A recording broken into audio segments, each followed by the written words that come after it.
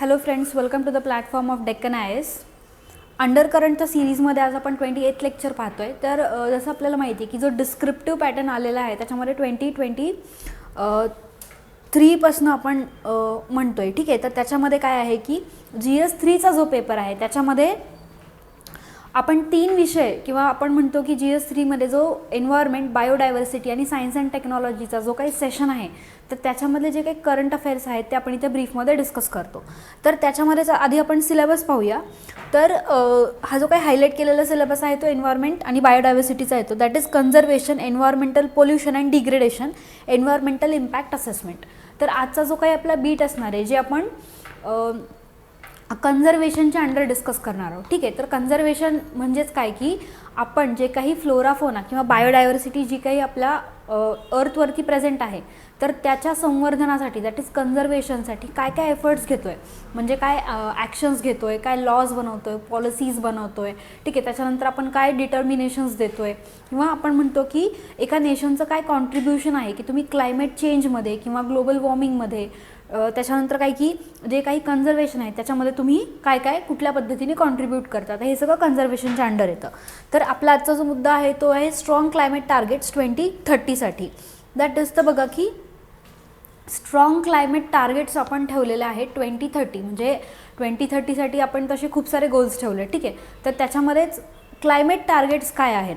ठीक आहे, तर याचा रेफरन्स येतो COP26, that is conference of parties 26 जे झालं होतं ग्लासगोमध्ये. ठीक आहे, तर तिथे जे काही मीटिंग झाली आणि त्याच्यातनं जो काही आउटकम आला तर त्या आउटकमच्या बेसिसवरती आपण इथे जे 2030पर्यंत जे काही टार्गेट्स आहेत तर त्याच्यामध्ये सुद्धा काही प्रायोरिटीज सेट केलेल्या आहेत. तर त्या कुठल्या प्रायोरिटीज आहेत आणि त्या आपण कशा फुलफिल करणार आहोत ते इथे आपण पाहूया. तर बघा की India has enhanced its climate target change targets for 2030. तर त्याच्यामध्ये काय की in UNFCCC, that is COP26 at Glasgow in 21, prime minister of India had made series of new promises to strengthen the climate action from India.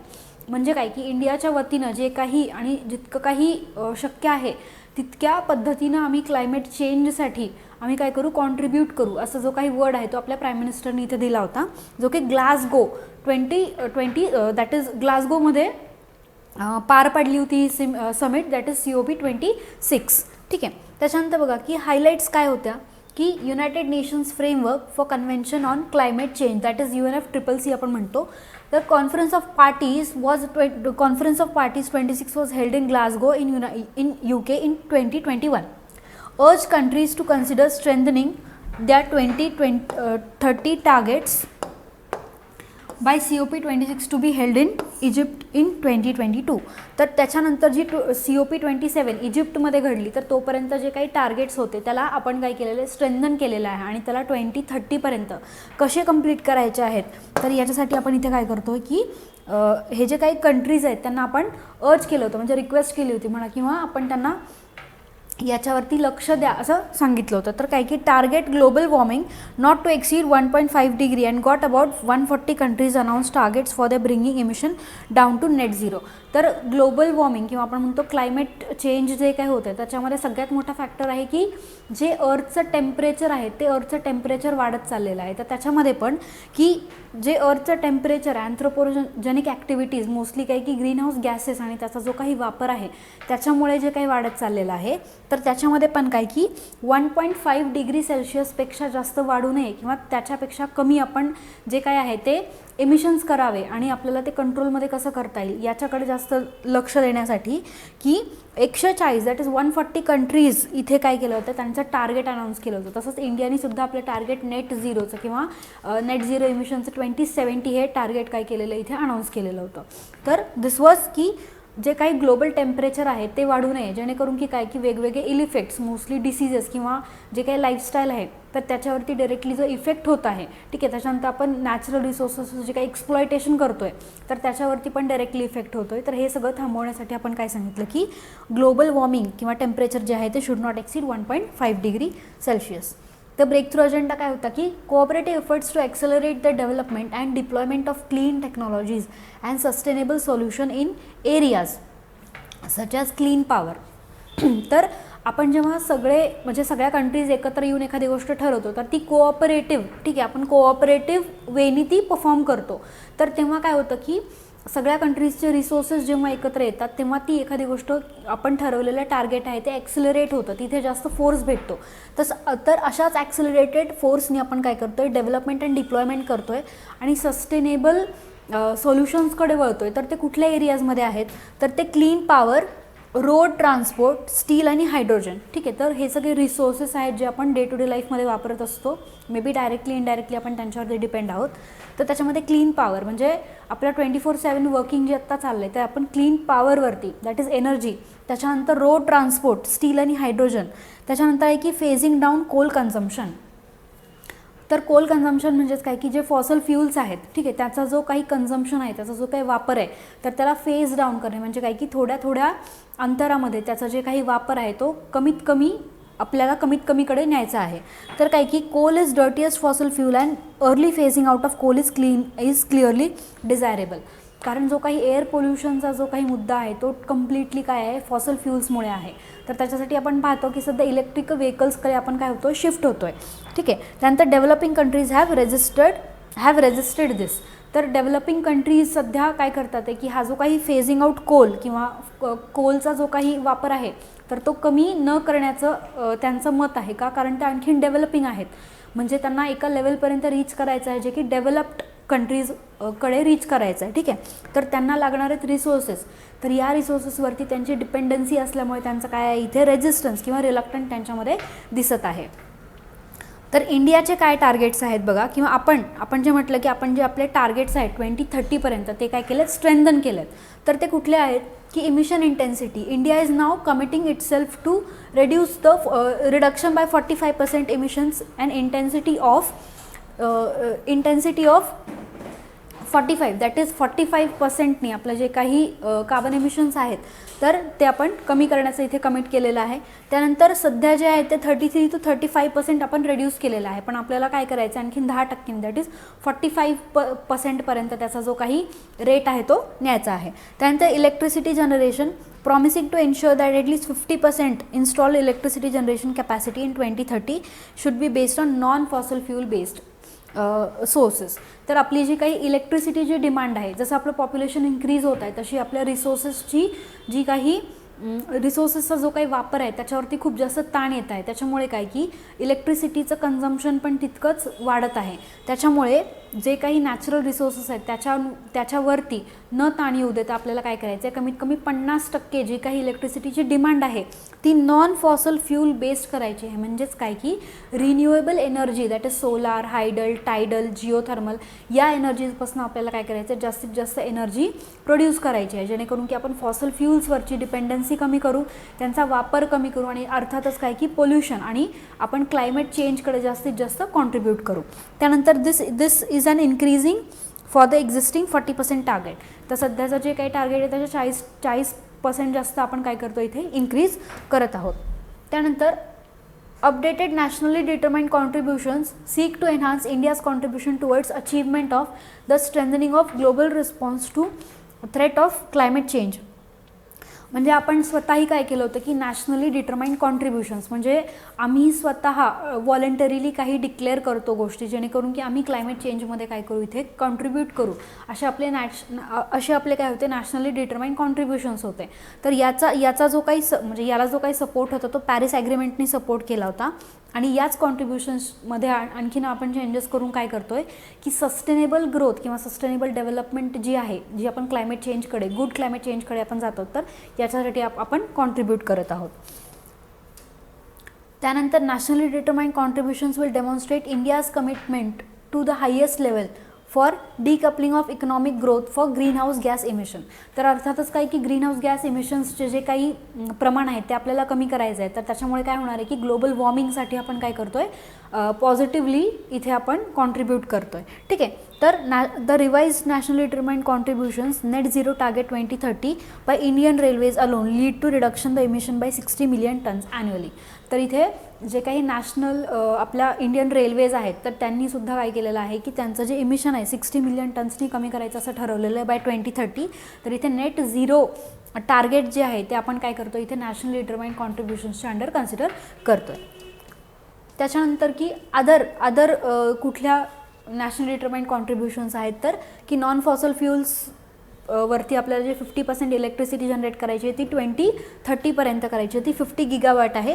त्यानंतर total reduced project carbon emission by 1 billion tonnes in 2030, म्हणजे आपला जो carbon footprint म्हणतो आपण, ठीक आहे, तर तो काय करायचा आहे 2030पर्यंत अल्टिमेटली बाय 1 बिलियन टन्सनी रिड्यूस करायचा आहे.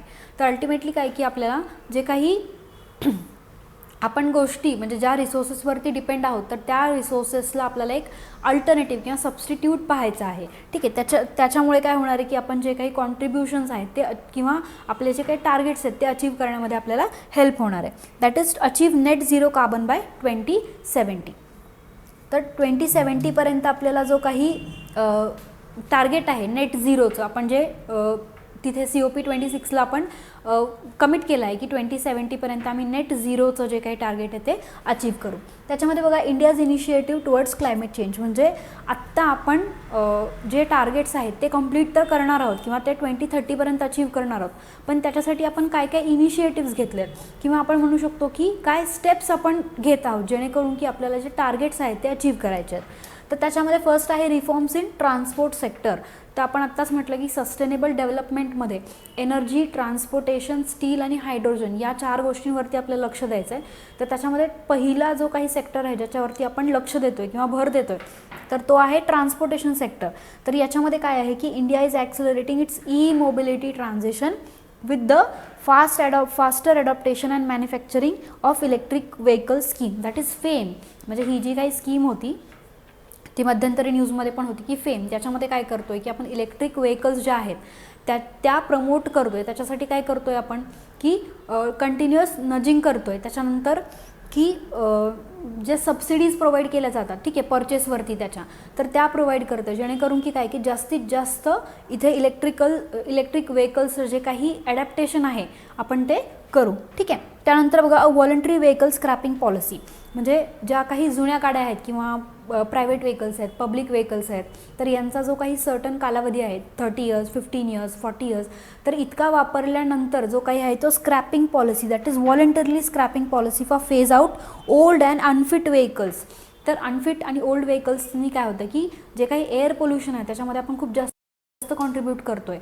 म्हणजे काय की त्याचा जो आपण म्हणतो की एअर पोल्युशनमध्ये तर जे स्मोक आहे तो कसा आहे की हार्मफुल स्मोक आहे, ठीक आहे. त्याच्यामध्ये वेरियस पोल्युटंट्स मिक्स असतात. तर अशाच गोष्टींमुळे आपण काय करतो आहे की ओल्ड आणि अनफिट व्हेकल्स जे आहेत तर त्यांचे कंपोनंट्स आणि एक्झिस्टिंग स्कीम्सचा हेल्प घेऊन आपण त्यांना काय करतो आहे स्क्रॅप करत आहोत, ठीक आहे. त्याच्यानंतर India supports to EVs, that is electrical vehicles. तर India is among the handful of countries that support the global EV